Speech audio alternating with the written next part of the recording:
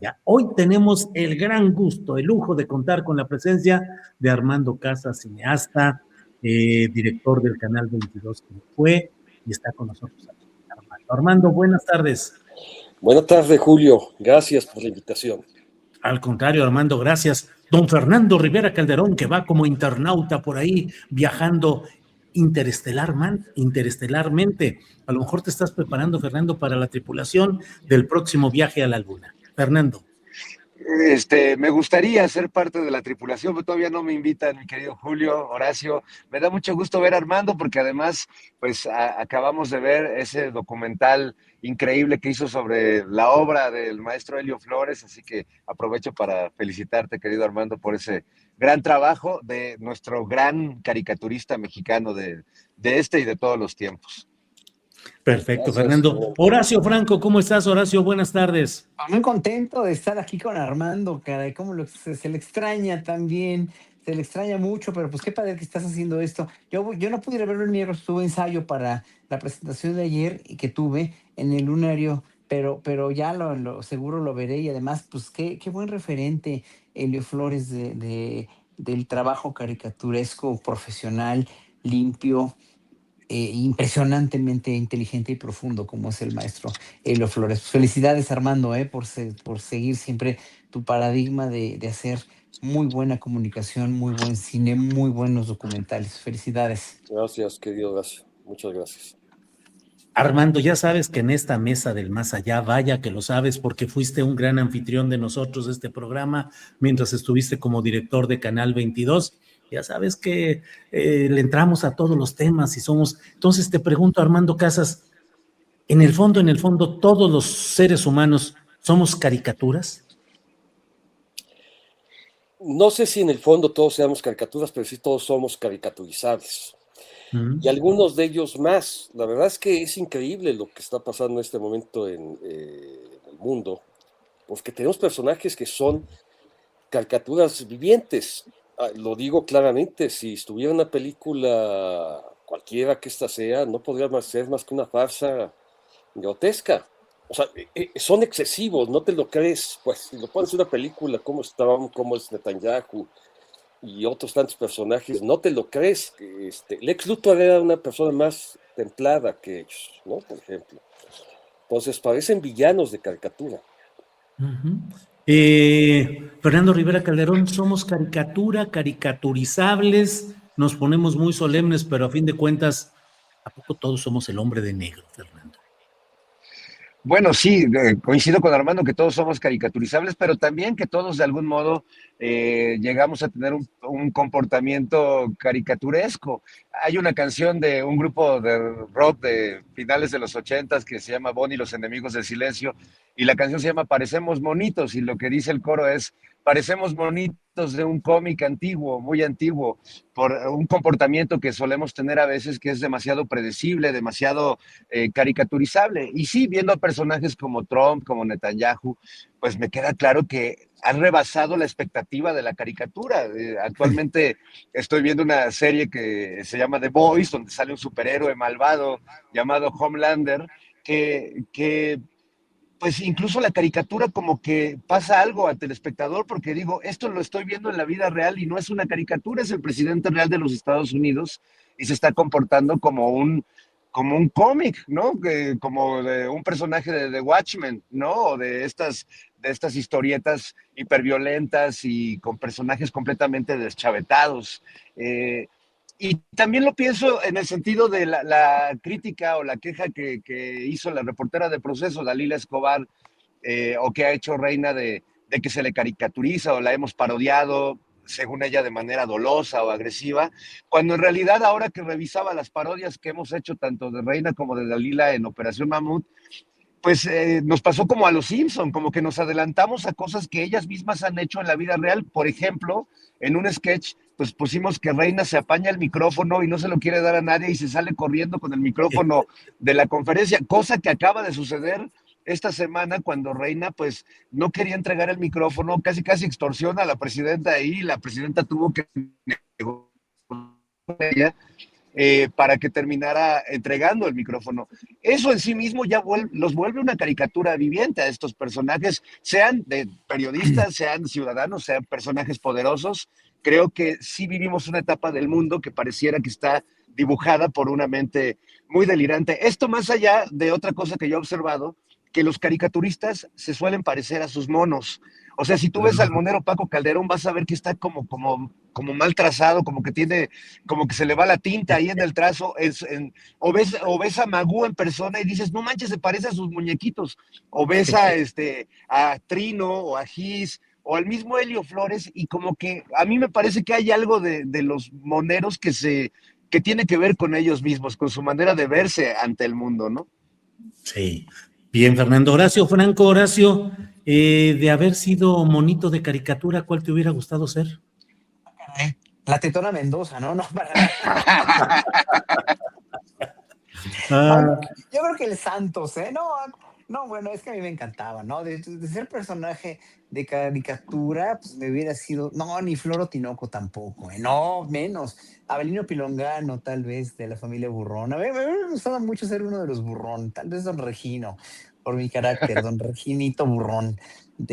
Pero bueno, no sé, digo, hay tantos personajes de caricatura bueno, te podría decir también, pues hasta ninguno gringo, ni de Walt Disney menos, ni el Pato Donald.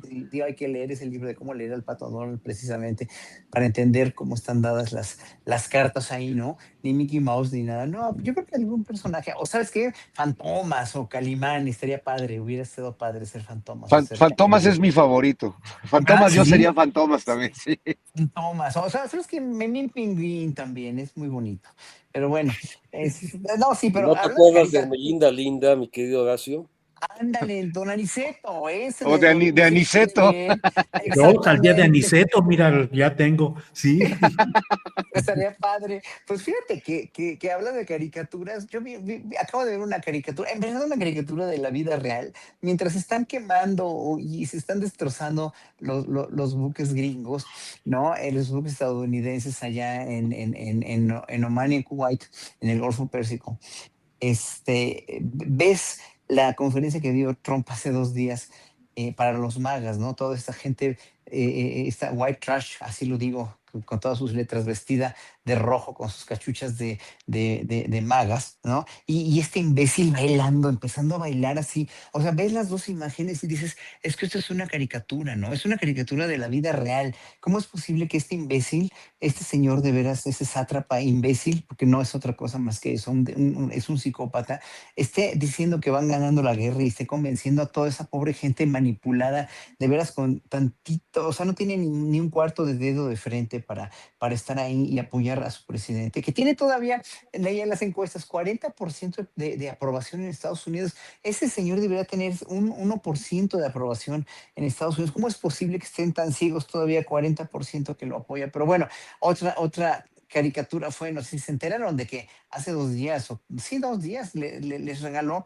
y les hizo ponerse a fuerza a sus subordinados, a Vance y a ¿cómo se llama? El cubano, se me fue su A nombre Marco ahorita. Rubio. A Marco Rubio se le hizo poner unos zapatos Florsheim, que además Sí. los publicitó con la marca de Florsheim que les regala y le quedan grandes a Marco Rubio, le quedan enormes y todavía se los pone. Cuando Marco Rubio antes de la campaña, hace un par de años, dijo que era un con artist, no Trump, y que no iba, no, o sea, ¿cómo era posible que un con artist pretendiera ser otra vez presidente de Estados Unidos?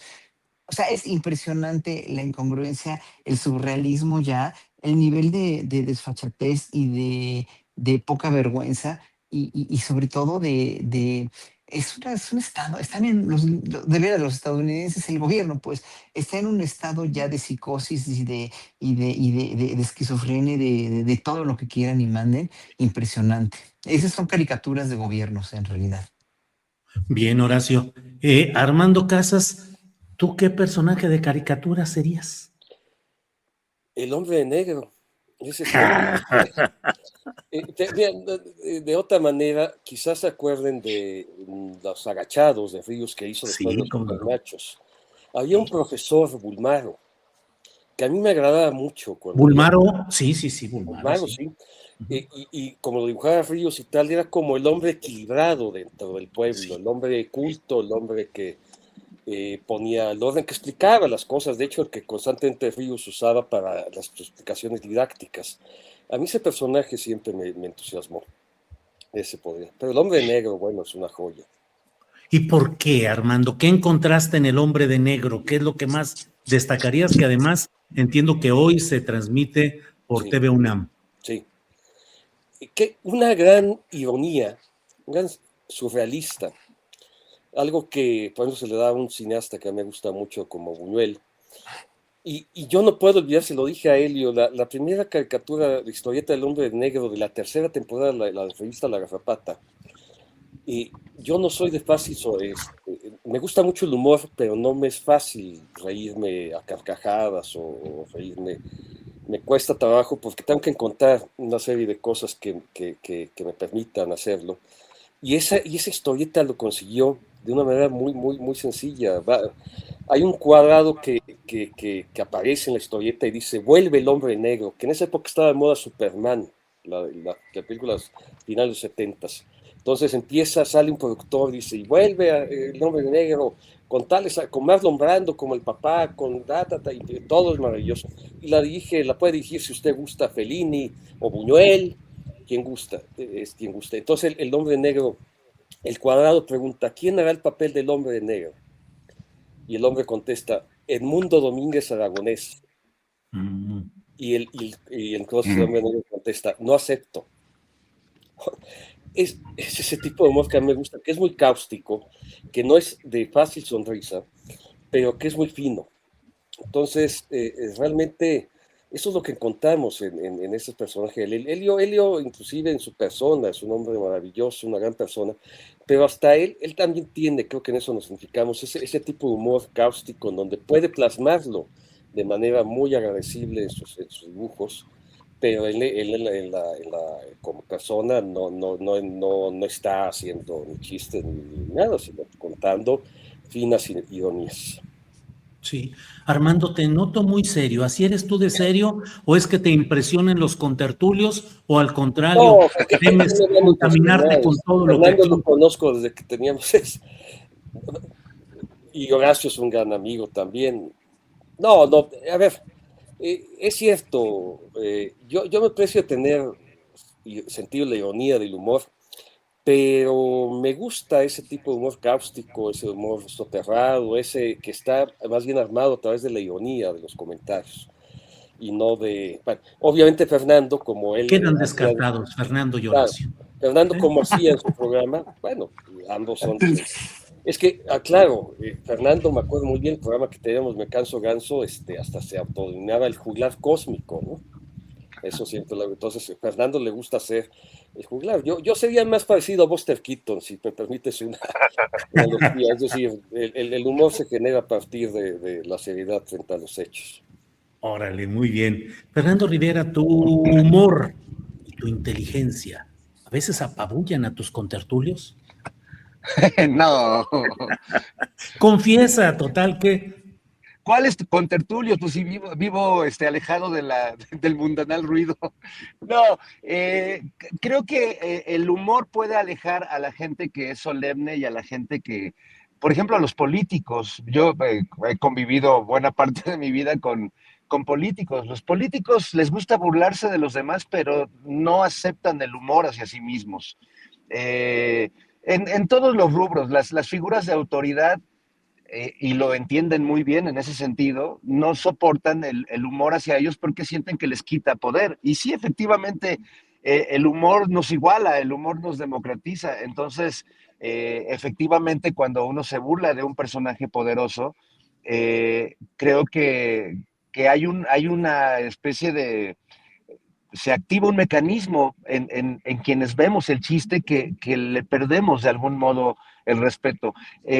Y yo en eso me voy al gran poder que ha tenido la caricatura política en México, por ejemplo, en los procesos de transformación de este país, en los procesos democráticos de este país. O sea, yo no sé si hubiéramos llegado a este punto no porque estemos en la utopía, pero bueno, sin duda se han transformado muchas cosas en este país. No sé si hubiéramos llegado a este punto si no hubiéramos tenido a Ríos y si no hubiéramos tenido a Naranjo y a Hernández, Helguera, a Helio. Es decir, para mí, Naranjo. como Naranjo, como un niño y un adolescente que se formó leyendo historietas y cómics, eh, fue muy, muy padre el brinco que di de ser el gran adorador de Fantomas y de El Spirit y de algunos de mis personajes favoritos de las historietas de acción a la caricatura política, a los agachados, a los supermachos que compraba mi papá en casa y que pues empezaba a leerlos y que empezaba a tratar de entender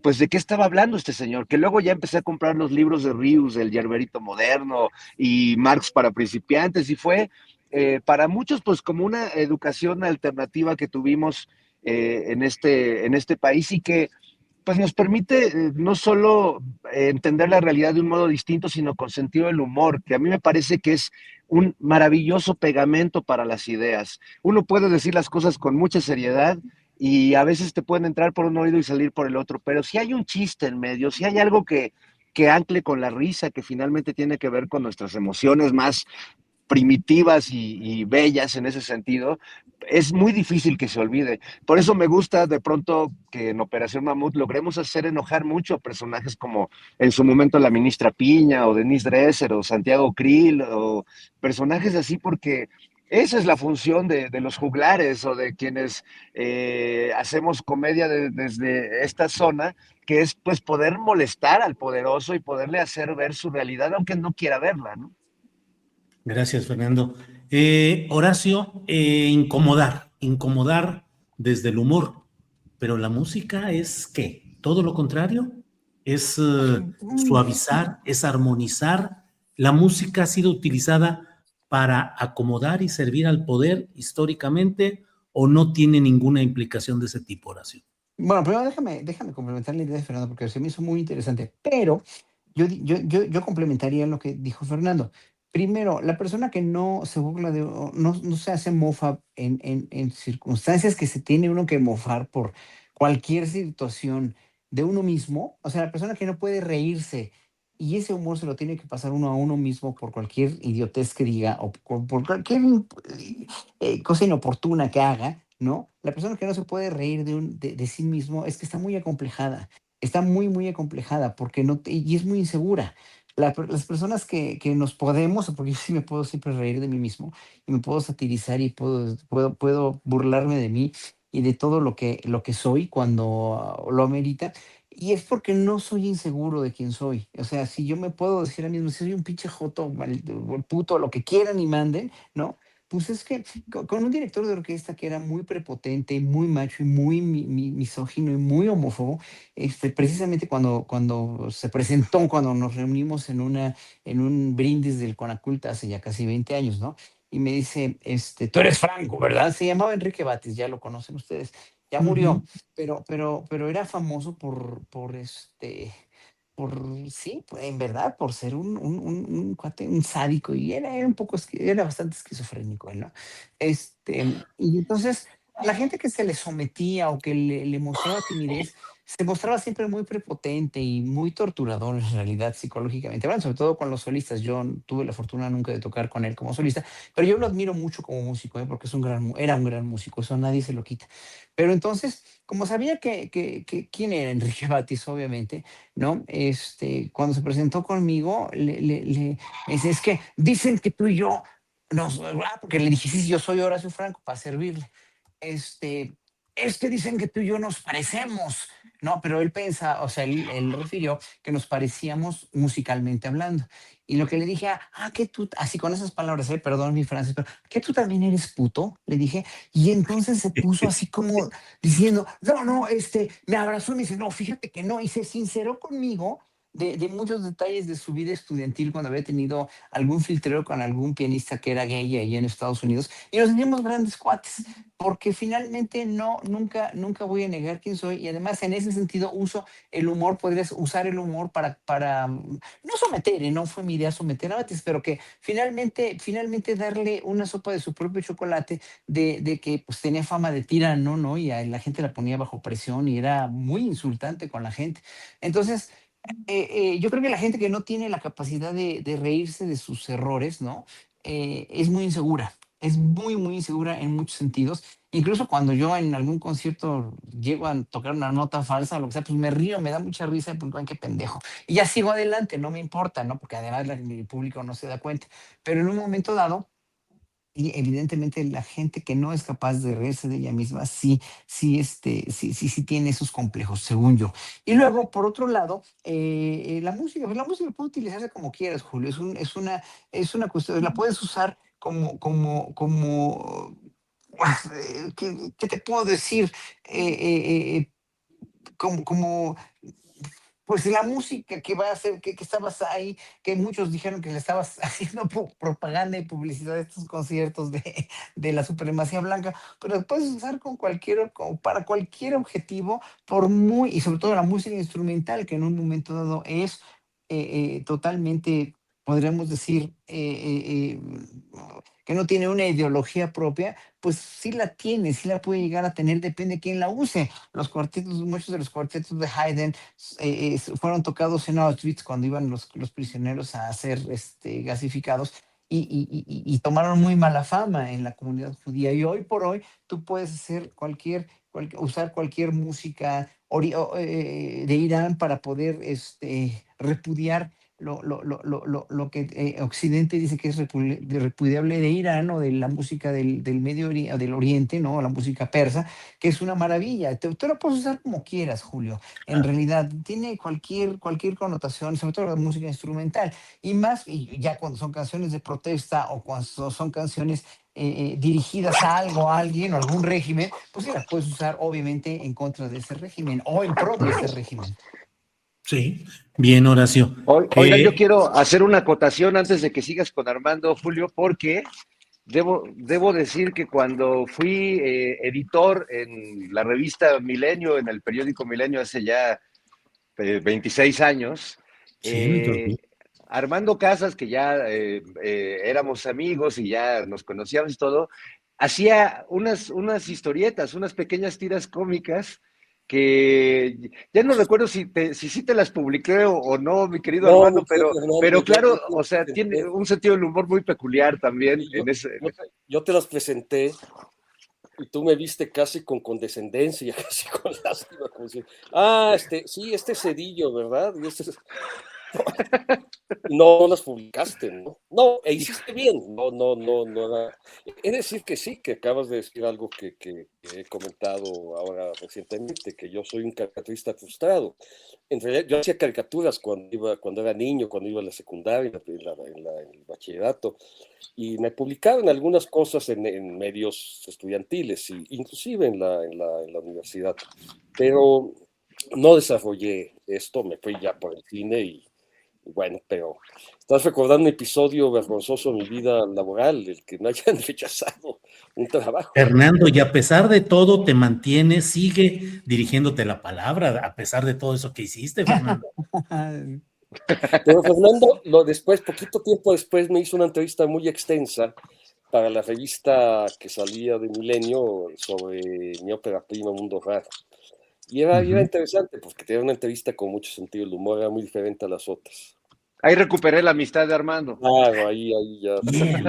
Bien. Oye, Julio, Oye, solo Armando, comentar algo muy sencillo. El humor, por definición, habla de personajes viciosos, la comedia, y hace un escarnimiento frente a la sociedad de estos personajes cuando termina. Pero el humor, como dice Horacio, puede ser hacia uno mismo o puede ser hacia los demás. Lo único que no forma parte del humor, si así es hacia los demás, nunca puede ser, por definición, a personas vulnerables o indefensas. El humor, como acaba de contar Fernando en Operación Mamut, tiene que ser hacia los poderosos, lo que hacía Chaplin, lo que hacía cualquier humorista importante, no se burla de la gente desvalida, más bien enfrenta al poder. El humor por definición tiene que criticar al poder. Lo contrario es una cobardía y además no tiene sentido el humor. Bien, Armando, gracias. Armando, ayúdame por favor a meter orden en esta mesa, porque francamente se desperdiga por todos lados y no sé cuántos rollos. Vamos hablando de cosas serias. Me esperé al tema a que Fernando bajara del vehículo en el que se transportaba, no fuera a ver que lo metiéramos ahí en un problema grave. Pero Armando, ¿qué opinas de la bronca de Uber y las aplicaciones en el Aeropuerto Internacional de la Ciudad de México? ¿Cuál es tu experiencia? Yo a veces he pensado que buena parte de la historia política reciente de nuestro país puede explicarse igual que el Uber. El Uber comenzó prometiéndonos el cambio absoluto, personas que ponían su carro personalmente al servicio de la gente, muy amables, te acompañaban, platicaban, abrían la cajuela, y ahora es un servicio, al menos mi experiencia, sumamente deficiente, ya abandonado, pero sin embargo no tenemos gran alternativa. En fin, tema tan serio como este, ¿cómo lo ves, Armando? Mira, lamentablemente yo hace unos meses sufrí un asalto en mi vehículo, que no voy a relatar ahora, que en realidad fue una trampa que me tendieron. Y a partir de eso decidí usar con más frecuencia las plataformas, el Uber, que es la que uso a veces, depende a dónde voy a ir. Y voy a decir algo que quizás no debería, pero lo voy a hacer. Mi experiencia ha sido que quiero hacer una película que trata sobre conductores de Uber, porque son mundos muy distintos. Me ha tocado, una vez me sorprendió una señora de como 60 años que no hablaba nada, muy parca y tal, y entender porque estaba ahí en Guadalajara me tocó un hombre que todo el camino me fue contando el negocio del Uber y empecé a entender una serie de cosas, hay cosas que les convienen y no. Y efectivamente lo que ha venido pasando, Julio, es que el servicio que pues tenía el sello que pretendía una calidad se ha venido deteriorando porque los controles que manejan ya son muy diferentes. Y el negocio que más funciona pues tiene que ver con momentos en donde hay más tráfico, hay más demanda y tal, y eso es lo que lo hace muy complicado. Antes tienes razón, yo subía al Uber y me ofrecían hasta agua. Sí. Y ahora me cuesta trabajo ahora me sorprende que subo y están oyendo la sabrosita y tengo que pedirles amablemente que por favor pongan otra estación o que la paguen, y eso no sucedía antes. Lo que está pasando en el aeropuerto tiene que ver con que debe haber también de parte de la autoridad un equilibrio de tarifas, porque se entiende que los concesionarios de los taxis están ahí, cobren tarifas tan altas, porque a ellos les cobran también tarifas muy altas. Entonces, ahí debe haber un equilibrio. Es extraño porque esto solo sucede en algunos países del mundo. Tú vas a otros lugares y no tienen los problemas que aquí tenemos en los taxis del aeropuerto. Y eso tiene que ver porque no se ha regulado el equilibrio de tarifas para ellos.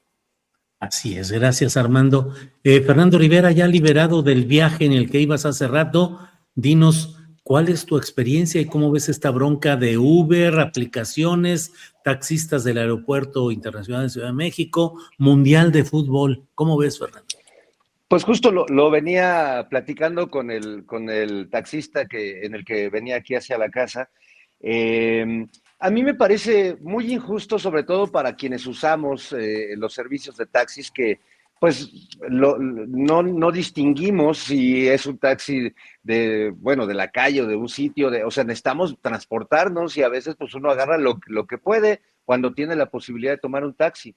Pero sí es cierto que en el aeropuerto estos concesionarios que llevan ahí muchos años se han convertido en mafias, en verdaderas mafias, que además no necesariamente dan un buen servicio, suelen ser prepotentes, pero además no se dan abasto, ¿no? Entonces yo no entiendo cómo quieren, digamos que orinar su árbol como los perritos y decir aquí nomás nosotros damos servicio, cuando uno adquiere estos servicios de taxi de los que están ahí concesionados del aeropuerto, terminas haciendo filas de hora y media, 2 horas para que te toque un taxi en los momentos en los que el aeropuerto tiene mayor Wow. afluencia.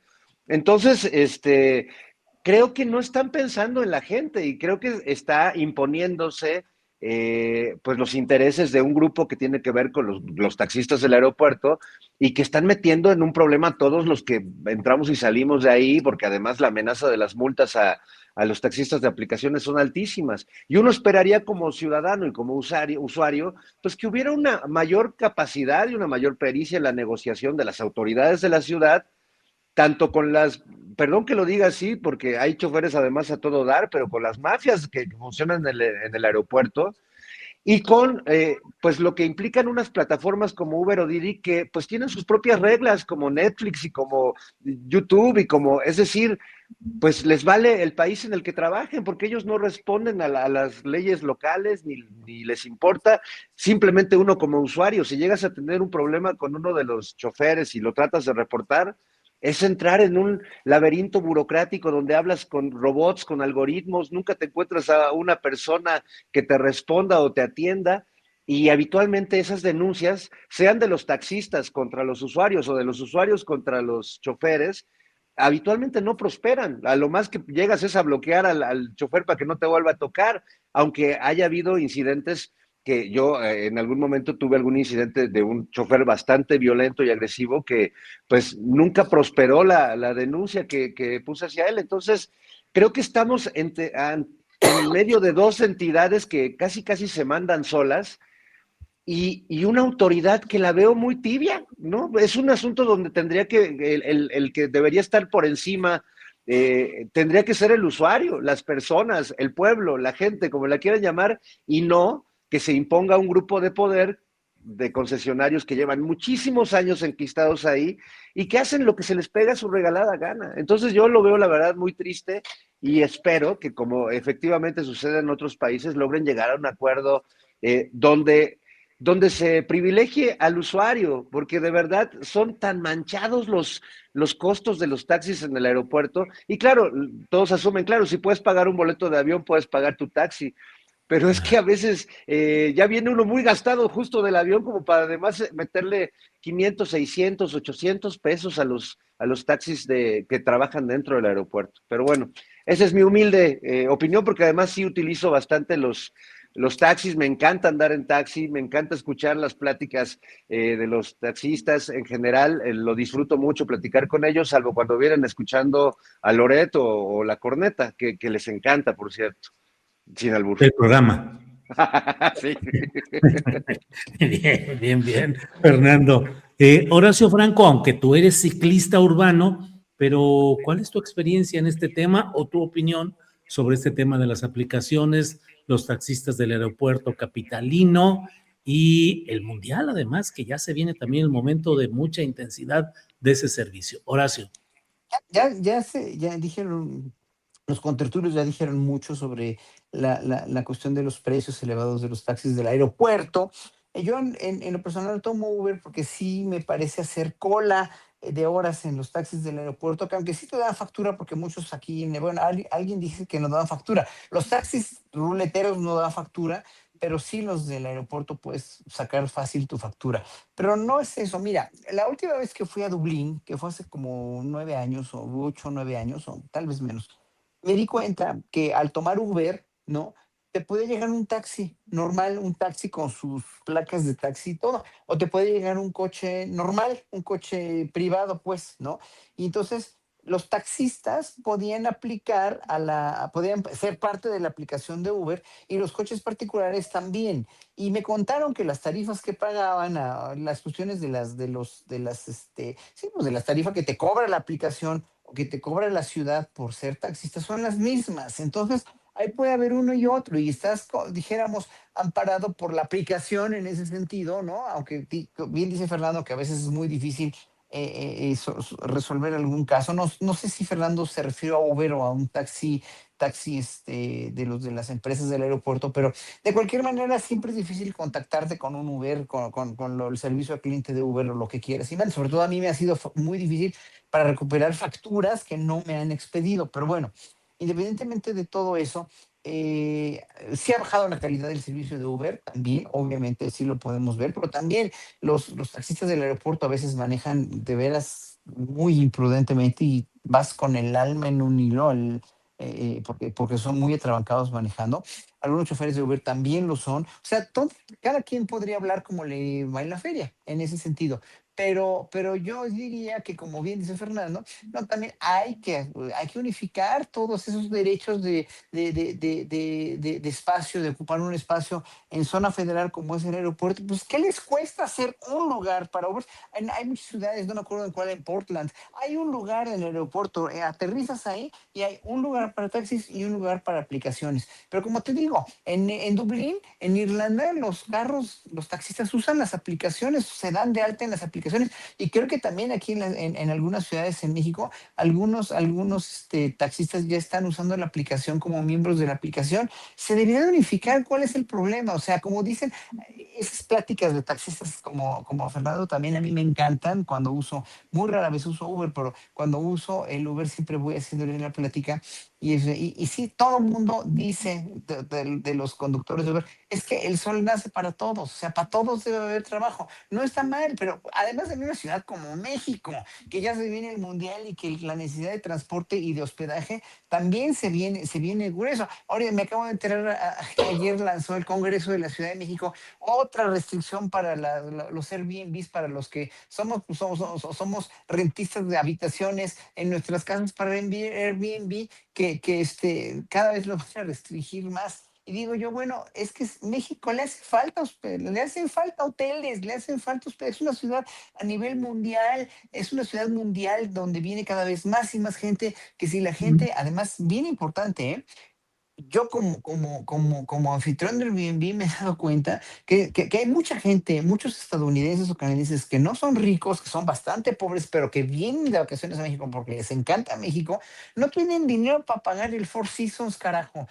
O sea, un hotel que te cuesta 2,400 o 2,500 pesos, un gringo promedio de clase media baja no lo puede pagar, pero quiere y le da la gana venir a México a gastar su dinero, a disfrutar la experiencia mexicana, que es maravillosa. Pues bueno, hay que Ajá, hospedar a esos turistas también, y esos turistas claro. que a nosotros les cobramos 700, 800 pesos, lo que un hotel de paso te cuesta, me han Sí. dicho, yo no he estado en hoteles de paso, pero, pero lo que Eh, te cuesta un hotel de paso te cuesta una habitación en Airbnb. O sea, la Ciudad de México tiene que diversificarse, y todas las experiencias de anfitriones deben estar en todos los lugares, hasta en Iztapalapa debe haber, y sí sí, las hay. Lo que pasa es que están satanizadas algunas zonas de la ciudad, como bien. la Roma, la Condesa, la Juárez, están todas, como son muy céntricas, pues sí son muy turísticas. Pues es igual que en Barcelona, igual que en Nueva York, Claro. que en Manhattan. Bien, Horacio. Armando Casas. Armando, ¿qué onda con la declaración hoy, con la conferencia de prensa que dio el presidente de Cuba, donde reconoce o anuncia que se han iniciado conversaciones con representantes de Estados Unidos, sin precisar cuáles, pero pues que están en negociaciones ante la difícil situación que vive la isla y con la idea de ir estableciendo acuerdos con respeto a los modelos políticos de cada una de las partes? Se anuncia incluso que agentes del FBI están a la espera de ellos en Cuba para que se investigue este incidente de los tripulantes de una lancha que entraron a aguas territoriales cubanas, y hubo un enfrentamiento y mataron a 4 o 6 de los tripulantes que eran residentes en Estados Unidos. En fin, Armando, simbólicamente, ¿qué representa Cuba para el continente, para las luchas sociales, y qué pensar de estos momentos difíciles que se están viviendo, Armando? Cuba representa la revolución más esperanzadora que hemos tenido, no solo en la región, sino en el mundo. Recordemos que para la gente de nuestra generación, Cuba, la revolución cubana siempre fue sinónimo, símbolo de que se podía tener opciones frente al capitalismo y el capitalismo salvaje. Efectivamente, han sido 65 años en donde la isla ha tenido una serie de situaciones complicadas, cada vez más. Yo sí, evidentemente que yo sí creo, tengo muchos amigos cubanos, he ido varias veces allá. Esta es la peor que han vivido a pesar de que tuvieron el famoso régimen especial, que fue difícil, tal, porque en este caso, algo que es nuevo, a diferencia de otros tiempos, especialmente cuando vivía Fidel, es que yo veía que ellos tenían todavía expectativas importantes, hablo de mis amigos, de gente de cine y de la población, frente a que iban a superar el tema. Y lo han hecho, pero no han llegado a, en lugar de mejorar, aunque sea ligeramente, están ahora en condiciones en donde ya un amigo me dice, yo gasto la cuarta parte de mi salario en solo transportarme diariamente. Entonces, Ujú. sí, sí, a ver, tienen una gran resiliencia y eso me parece notable, única. Me parece que eso es lo que les da una fortaleza enorme. Pero este momento es un punto de inflexión donde las expectativas están siendo interesantes. Ahora, si tienes una pistola al lado y te dicen que te van a quitar lo que tienes ahí, o si quieres hablar, pues bueno, pues evidentemente, veo, tú lo que quieres es negociar, ¿no? Claro.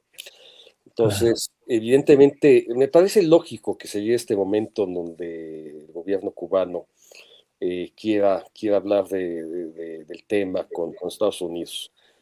Claro. Eso es un escenario, sí, sí, complicado, porque podría, ¿a dónde llegan las negociaciones? ¿Cuál es el irreductible de esas negociaciones? ¿Cuál Claro. es? ¿La terminación del gobierno socialista de este rey o la apertura a o la inversión de recursos de? Pues es un poco lo que esperaría también, la verdad es que Cuba cambiaría drásticamente su posición si se le permitiera recibir inversiones que en este momento no tiene. Así es, Armando. Gracias. Fernando Rivera, ¿cuál ha sido el simbolismo de Cuba en la historia de las luchas sociales del continente o de Latinoamérica específicamente? ¿Qué piensas de la situación que está viviendo actualmente y qué piensas de este anuncio de conversaciones entre los gobiernos de Estados Unidos y Cuba, Fernando? Bueno, podría parecer una buena señal si no estuviera Donald Trump encabezando, digamos, el gobierno de Estados Unidos. Me parece que el trato que se le ha dado a Cuba ha sido distinto al de Venezuela, pese a que quizás porque el peso simbólico de lo que significa Cuba, su resistencia e incluso pues el eco de esa revolución que aunque traicionada en buena parte por muchos de quienes la llevaron a cabo, pues permitió una transformación en Cuba importante en términos sociales y generó un símbolo de poder, de resistencia que hasta la fecha sigue resonando en muchos de nosotros, a pesar de todas las críticas, unas reales y otras imaginarias que se le hacen al régimen cubano, ¿no? Que efectivamente tiene varios aspectos cuestionables en la manera en la que fue evolucionando ese gobierno surgido de la revolución, porque finalmente la revolución tiene que ser como, ahora sí que como pensaba Trotsky, la revolución no puede terminar nunca porque pasa lo que sucedió en México, se vuelve un oxímoron, una revolución institucionalizada, es como una contradicción en sí misma, ¿no? No hay manera, pero también es creo que muy difícil mantener la revolución viva como era el sueño del Che Guevara finalmente toda revolución tiende a institucionalizarse y a traicionarse un poco a sí misma. Pero creo que más allá de esa crítica que es necesaria hacer, hay un poder moral en el pueblo cubano que a mí me significa mucho por toda la gente que quiero de Cuba, por lo que quiero ese país, por lo que ese país nos ha dado en términos culturales, literarios. Pienso en el ocaso de Severo Sarduy, en José Martí, en la música, en el son, y en la manera en la que Estados Unidos se ha valido de Cuba también y se ha servido de ella, porque, bueno, ahora que murió Willy Colón, no debemos olvidar pues que todo el gran fenómeno de lo que llamamos salsa no es más que la apropiación cultural de la rumba y del son cubano por los Estados Unidos, de una manera magistral, como lo suelen hacer y con grandes personajes como Rubén Blades o como Willy Colón, pero finalmente hasta Estados Unidos se ha nutrido culturalmente de la maravilla que es Cuba, su cultura, su pueblo y su revolución que sigue siendo pues una bandera para muchos que creemos que las revoluciones son posibles y me parece que en estos tiempos incluso existía la esperanza de que podía ser posible sin necesidad de tomar las armas, cosa que ahora en este mundo completamente beligerante, bélico y armado, pues esa utopía se nos deslava un poco, pero vemos quienes la seguimos creyendo. Bien, Fernando, gracias. Horacio Franco, ¿qué pensar de este momento de Cuba?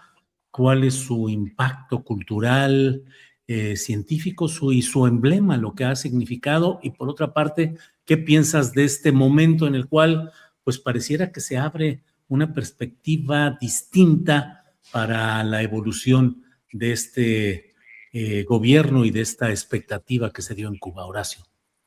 Mira, analizando así en materiales en crudo, como la Revolución Cubana en cuanto a alfabetización, educación, eh, sí, evidentemente, grado de preparación intelectual, física, mental del pueblo cubano o del pueblo iraní también, ¿eh? O sea, el pueblo iraní es un pueblo donde no hay prácticamente analfabetismo y mira, que a mí no me gusta el régimen, un régimen medieval como están viviendo en el Islam, que en el Islam más conservador en todos esos lugares, en Afganistán, en Irán o en otros lugares donde finalmente se juzga muy, mira, yo he leído mucho últimamente y he aprendido a que sí, siempre lo he dicho, están en el medioevo todavía, pero tienen un proceso histórico que resolver o que vivir y que no tienen por qué parecerse a Occidente, pero un país como Irán y con la disciplina que están mostrando ahorita, con la disciplina en la guerra, por lo menos, y colectiva, que están mostrando, no tiene nada que ver con un país como con Estados Unidos, que tiene un índice de drogadicción y de gente sin educación y de gente verdaderamente con una preparación paupérrima, que son la mayoría, no estoy hablando de las élites educativas y universitarias que hay en Estados Unidos, que sí las hay, obviamente, que las capitalizan y las aprovechan muy bien, o los han aprovechado muy bien dentro del sistema estadounidense, que tiene mucho de criticable y que es capitalista y que es neoliberal y que a lo que quieran y manden. Cada país tiene sus características y esas características no son compatibles unas con otras. El problema con Estados Unidos es que se quiso meter hasta el cuello con todo el mundo como rector aparentemente moral, que de moral no tiene nada, pero como rector más bien económico del mundo, como gandalla del mundo, con Trump o con Biden, o con Obama, o con cualquiera de los presidentes, o con Clinton, o con cualquiera, ¿no? Después de la Segunda Guerra Mundial, y bueno, desde que les agandallaron sus tierras a los indios americanos, igual, el imperialismo es imperialismo inglés, estadounidense, o holandés, o belga, o lo que sea, que finalmente, pues ahora sí que el pez grande se come al chico, pero ya no está el mundo como para eso. Y entonces, es ahí donde digo yo, bueno, ¿qué derecho tiene Estados Unidos de adjudicarse el régimen que tiene que vivir un país, ¿no? Y de cambiar un régimen. Además, obviamente, el régimen cubano, sea lo que sea, ha producido esto, o sea, como les digo, analizando en crudo, cuáles regímenes o cuáles gobiernos o cuáles sistemas de vida tienen una mejor preparación para sus ciudadanos, una repartición más equitativa de la riqueza. El estadounidense, por supuesto que no, no, y ya se vio, y tampoco fue el socialismo a ultranza, tampoco fue el comunismo a ultranza, porque también dentro del comunismo hay muchas inequidades y muchos de los líderes comunistas viven como reyes y el pueblo siempre es el que la paga.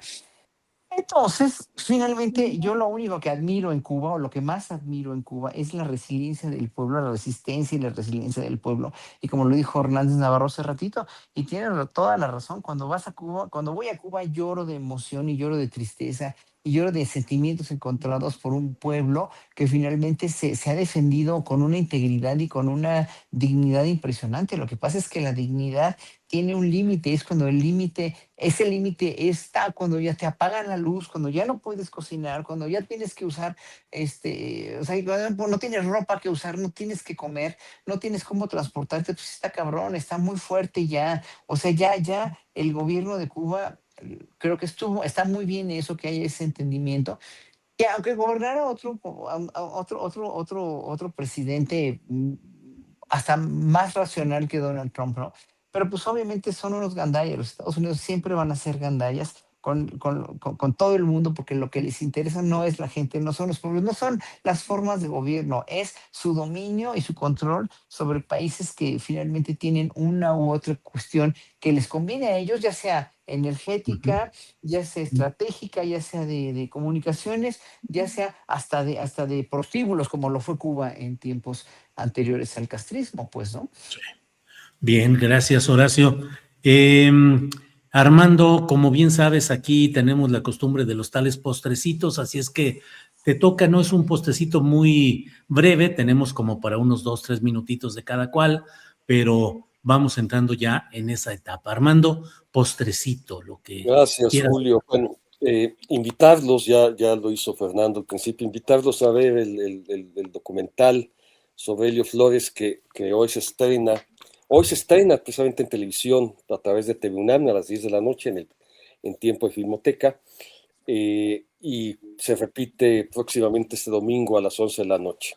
Entonces esa es una invitación. Dentro de un momento también voy a estar presentando una película muy peculiar dirigida por un mexicano, Julián Soler, pero colombiana, que se llama Semáforo en Rojo, una película que es un hito en el cine colombiano, pero que poca gente sabe que está hecha por mexicanos, y actuada por varios mexicanos, como Roberto Cañedo, o por colombianos que hicieron su carrera en México, como Pepe Gálvez, que nuestra generación lo conoció por una serie de comedia que se llamó Hogar Dulce Hogar, o Germán Robles, que lo conocemos como el vampiro, ¿no? Entonces, eso es un ciclo de cine colombiano hecho por mexicanos, una cosa curiosa, o las relaciones de México-Colombia, que se ponen en el título, que son el cine también nos une.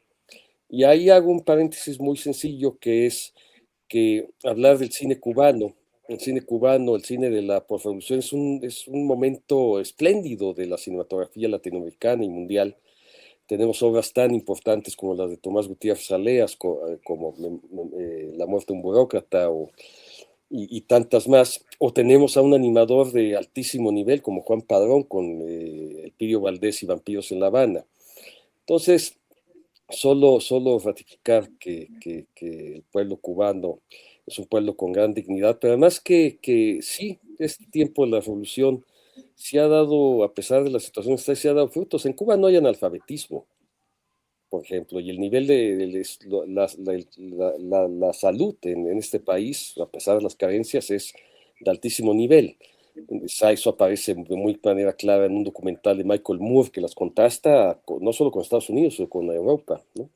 Entonces, bueno, pues eso, Julio, y algo que tiene que ver paradójicamente con el cine hegemónico, pero es interesante, que es que este fin de semana se entregan los Oscars.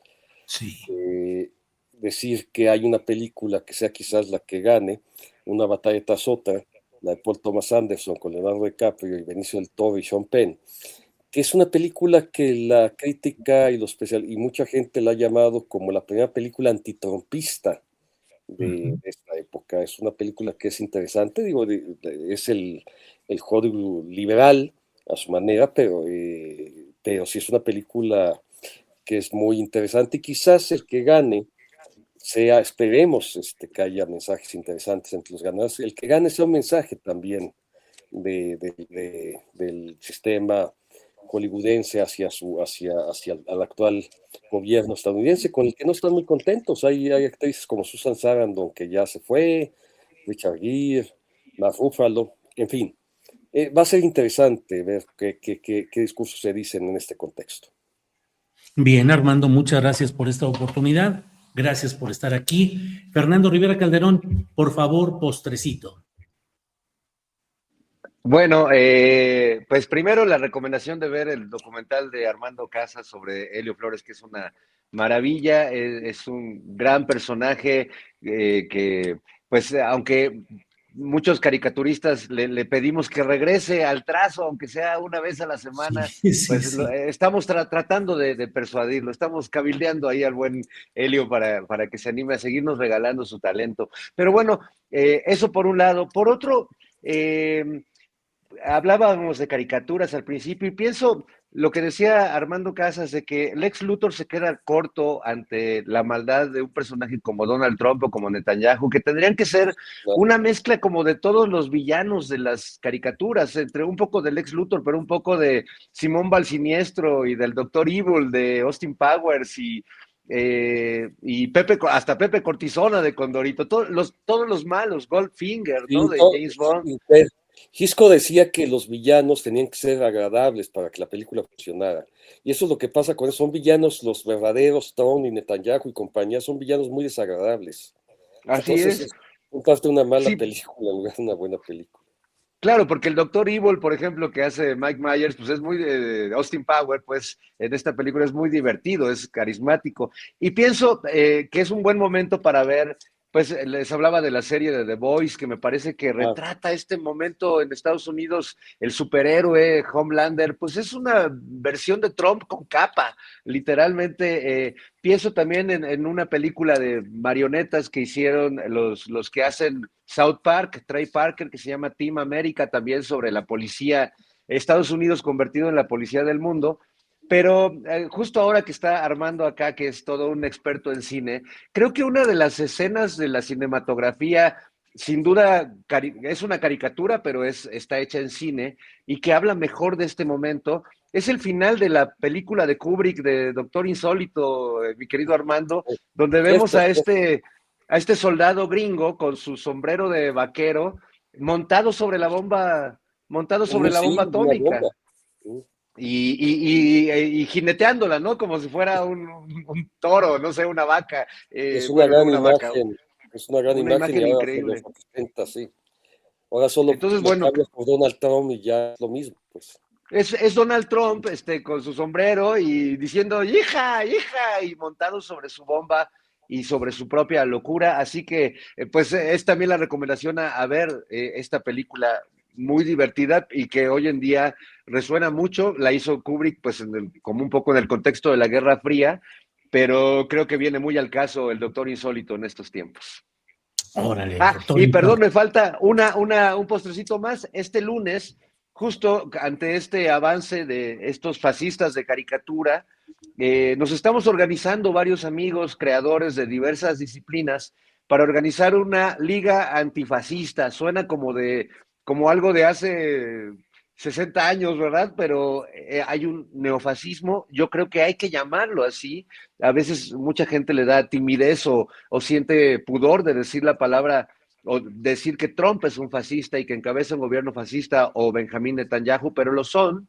Y entonces vamos a hacer una primera convocatoria para quienes quieran sumarse a este ejercicio colectivo democrático que vamos a hacer este lunes 16 de marzo a las 3 de la tarde en el Salón Los Ángeles. Está invitada toda la comunidad, músicos, actores, payasos, cirqueros, artistas gráficos, toda la comunidad creativa invitados creo que es importante organizarnos, creo que es importante informar a la mayor parte de la gente contra qué nos estamos enfrentando y que esto, la historia nos lo ha mostrado ya ha mostrado que la pasividad de las sociedades ante el avance del fascismo es lo peor que podemos hacer. Hay varias novelas que retratan cómo se miraba el inicio de el fascismo, del nazismo de Hitler desde Francia, por ejemplo, desde países cercanos, pero que aunque estaban cerca lo veían muy lejos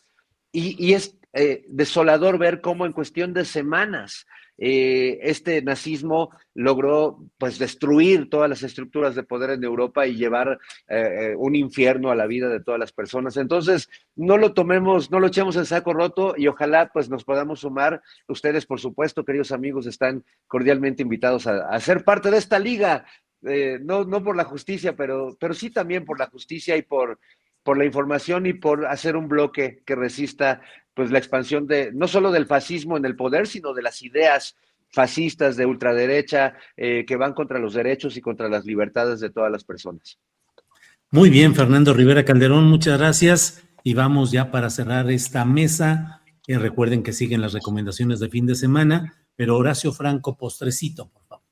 Pues ya me ganó el postrecito Fernando, porque yo iba también, porque convocó Mardonio Carballo, convoqué yo, convocó Fernando también, tú convocaste, Fer, y pues ahí nos vemos el lunes. Sí, sí es importante que los artistas y los creadores y todos los intelectuales nos sumemos a esta andanada del fascismo que está grueso en el mundo. Y bueno, pues es con el fin de sumarnos, de crear una asociación o de lo que sea, pero que sea funcional, que todo esto sea muy funcional de nuestra parte. Es lo único que yo pediría a todos los que vayamos, a todos los que nos hagamos presentes, que no seamos como muchos de los consejos que nombran las instituciones o los partidos políticos que a veces funcionan y a veces no. Esto tiene que funcionar en realidad y pues la cuestión para que el fascismo no funcione es precisamente crear grupos ciudadanos o grupos de artistas para contrarrestar esta cuestión bueno, digo, nada más ayer con el primer decreto del presidente chileno de Kast, ¿no? Que va a regular muy estrictamente la inmigración, pues ya con eso dices, híjole, qué horror, ¿en dónde estamos, verdad?